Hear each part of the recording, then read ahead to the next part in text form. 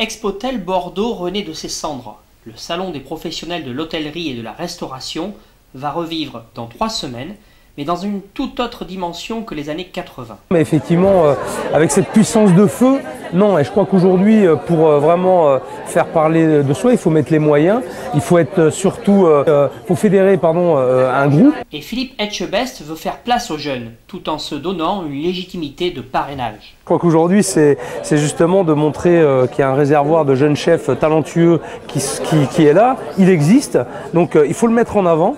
Je crois que moi ça fait longtemps en tout cas déjà que je suis là et avec d'autres, donc il faut laisser la place aux jeunes et les laisser s'exprimer. Au-delà de ça, je crois qu'il y a une légitimité, je le répète, parce que moi, je suis un peu un produit du cru et pour avoir connu les premières éditions d'Expotel, voilà, c'est une histoire qui se continue finalement, une très belle histoire, et moi je suis ravi en tout cas et très honoré d'être dans la continuité de cette histoire et puis de faire en sorte qu'elle grandisse encore. Les syndicats de ces professions, au travers de la voix de Franck Chaumès, rappellent notre attachement local à la restauration et justifient donc le fait d'amener à Bordeaux des professionnels nationaux voire mondiaux aux professionnels aquitains, chefs étoilés inclus. C'est qu'aujourd'hui on est quand même une région qui est riche en produits, qui est riche en offres, je dirais, de restaurants, puisque je le dis, je le répète parce que c'est important, on oublie assez vite le fait qu'on est la ville, Bordeaux,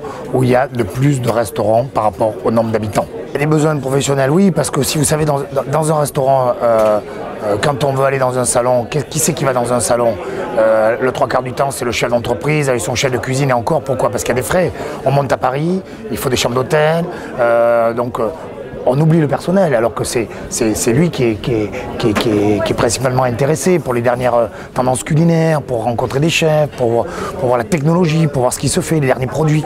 Et malheureusement, ils sont oubliés, puisque c'est des coûts supplémentaires. Il y a eu un grand enthousiasme, bien évidemment, de tous ces jeunes et de toutes ces écoles, et j'en profite pour remercier toutes les écoles, dont l'ICFA, où on est reçu aujourd'hui, de nous soutenir.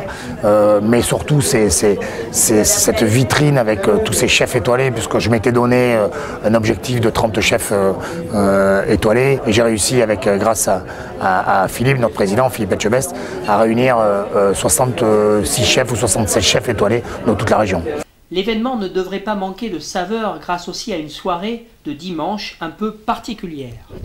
J'ai profité de ce salon pour réunir mes confrères que j'appelle les grandes gueules, puisque j'en fais partie, avec l'Orléans, et en fait cette réunion des grandes gueules qui va avoir lieu le dimanche soir pour les exposants, qui est parrainée par l'UMI, pas des restaurateurs, plus des restaurateurs, comme je vous l'ai dit, des restaurateurs, il y a l'offre, donc on avait pléthore de possibilités. En revanche, on a réussi à allier des belles affaires, mais surtout de belles personnalités comme la Gouaille et qui savent s'exprimer au niveau de la gastronomie.